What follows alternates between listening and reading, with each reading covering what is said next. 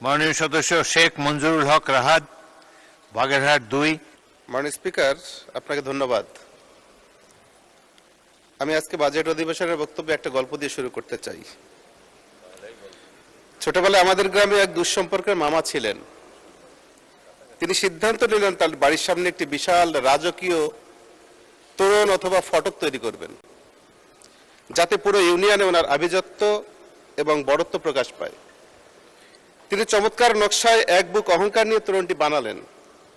কিন্তু বিপত্তি বাধল তখনই যখন জানা গেল এই জাঁকজমকপূর্ণ তোরণটি বানানোর জন্য মামা বাসার চাল, ডাল, আলু সব বিক্রি করে দিয়েছেন। শুধু তাই নয়, আমাদের পাড়ায় যে একটা সমিতি ছিল, সমিতি থেকে বড় অঙ্কের একটা ঋণ নিয়েছেন। মাননীয় স্পিকার, পরের দিন আমার গ্রামেরই একজন যুবক, যিনি সমবায় সমিতিতে গিয়ে ক্ষুদ্র একটু ঋণ চাইলেন, একটা খামার করবেন। কিন্তু সমিতির কর্মকর্তা জানালেন, বাবা, আমার পক্ষে তোমাকে ঋণ দেওয়া সম্ভব নয়, কারণ তোমার মামা তোরণ বানানোর জন্য সমস্ত অর্থটুকু নিয়ে গিয়েছে, আমার সিন্ধুক এখন শূন্য। মাননীয় স্পিকার, 2026 সালের অর্থ বছরের বিশাল যে বাজেট আমাদের মাননীয় অর্থমন্ত্রী পেশ করেছেন, এই বাজেটটা দেখে আমার কাছে মামার সেই গল্পের কথাটাই মনে পড়ল। মাননীয় স্পিকার, যে বাজেটটা পেশ করা হয়েছে এটি ইতিহাসের সবচেয়ে বড় বাজেট। যে বাজেটটাকে আমরা মনে করছি ঘাটতি এবং ঋণ নির্ভর একটি বাজেট। মাননীয় স্পিকার, আমরা বিরোধী দলের সংসদ সদস্য হিসেবে সমালোচনা করব, সরকারের ভুল ধরিয়ে দেবো, এটাই স্বাভাবিক। আমরা আয়না হয়ে ভুল ধরিয়ে দিতে চাই, এটা সরকারের সহ্য করতে হবে, নতুবা গণতন্ত্র অব্যাহত থাকবে না, ব্যাহত হবে। মাননীয় স্পিকার, যে ঘাটতি এবং ঋণ নির্ভর বাজেটটা আমাদের সামনে উপস্থাপন করা হয়েছে, এখানে 2,43,000 কোটি টাকার ঘাটতি এবং রাজস্ব আয়ের লক্ষ্যমাত্রা 6,95,000 কোটি টাকা। কিন্তু এনবিআর গত 3 বছরের মধ্যে তাদের লক্ষ্য পূরণ করতে ব্যর্থ হয়েছে। 80%ও তাদের লক্ষ্য পূরণ হয়নি। সেক্ষেত্রে এত বড় একটি ঘাটতির বাজেট কি করে পূরণ করবে, এটা সন্দেহের অবকাশ রয়েছে। আর ঋণের কথা শুনলে আমাদের খুব ভয় লাগে, কারণ 3 দিন আগেও পত্রিকায় দেখলাম যে ঋণের চাপে এক গৃহবধূ আত্মহত্যা করেছে। প্রায় পত্রিকায় পাই যে ঋণের টাকা পরিশোধ করতে ব্যর্থ হয়ে মানুষ আত্মহত্যা করছে, পালিয়ে বেড়াচ্ছে, কখনো নিজে আত্মগোপনে চলে গিয়ে কারাগারে অবস্থান করছে। আমার ভয় হয় যেভাবে ঋণের বোঝা আমার দেশের উপরে চাপছে, কখন যেন আত্মহত্যার মতো বড় ধরনের সমস্যা আমাদের উপর চেপে বসে।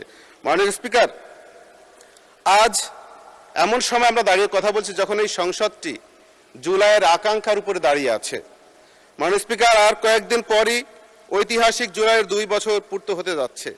জুলাইয়ের সেই হত্যাকাণ্ডের যখন বিচার চলছে, তখন আওয়ামী লীগ এবং তাদের সহযোগীরা এখন ময়দানে নামা শুরু করেছে, হুমকি ধামকি দিচ্ছে।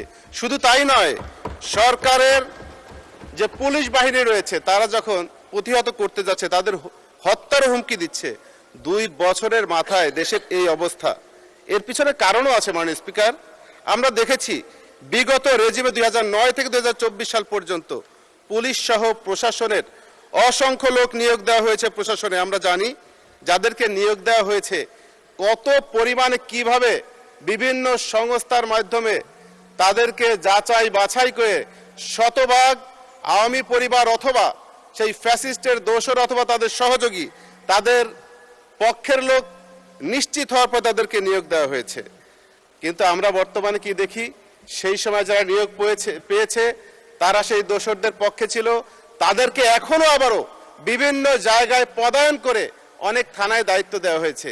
যারা দায়িত্ব পালন করছে রেজিম সরকারের সময় চাকরি পেয়ে, তারা বর্তমান সরকারের পক্ষে অথবা জামাত, শিবির, বিএনপি, এনসিপি তাদের পক্ষে ভূমিকা রাখবে, এটা আমরা কতটুকু আশা করতে পারি?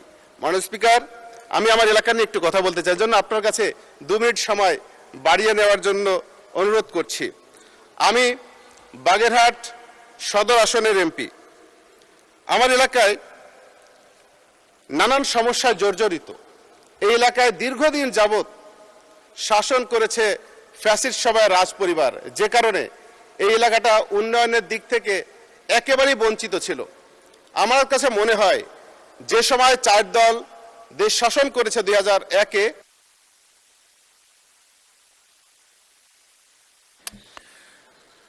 আপনি 2 মিনিটে বক্তব্য শেষ করেন প্লিজ।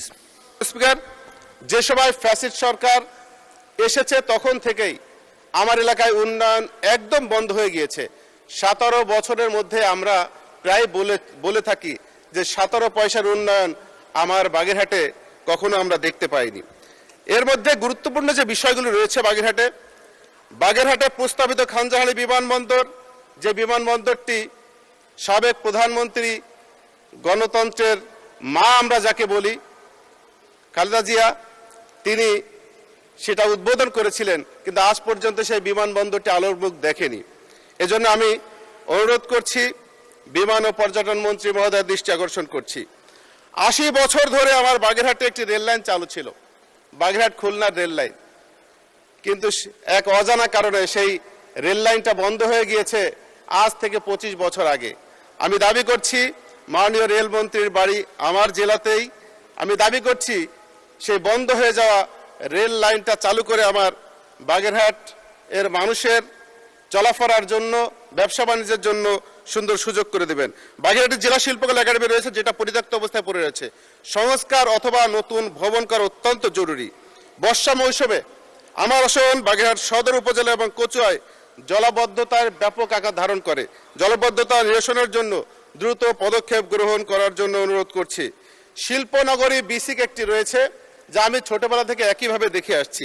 দীর্ঘদিন ধরে উন্নয়নের ছোঁয়া নেই, বিসিকটা আস্তে আস্তে ধ্বংসের দিকে চলে যাচ্ছে, সংস্কার করা প্রয়োজন। আমার পৌরসভায় সেবার মান নিশ্চিত করার জন্য দ্রুত পদক্ষেপ নেওয়া দরকার। ঋণের ভারে জর্জরিত পৌরসভাটি, এদিকে নজর দেওয়ার জন্য বলছি। আমার এলাকায় বড় একটি শিল্প, পান শিল্প, যার উপরে অসংখ্য মানুষের জীবন নির্বাহ করে। এই পান একসময় বিদেশে রপ্তানি করা হতো, কি কারণে যেন রপ্তানি বন্ধ হয়ে গিয়েছে। আমি এই পানটার আবারও রপ্তানি করার ব্যবস্থা করার জন্য অনুরোধ করছি। ধন্যবাদ।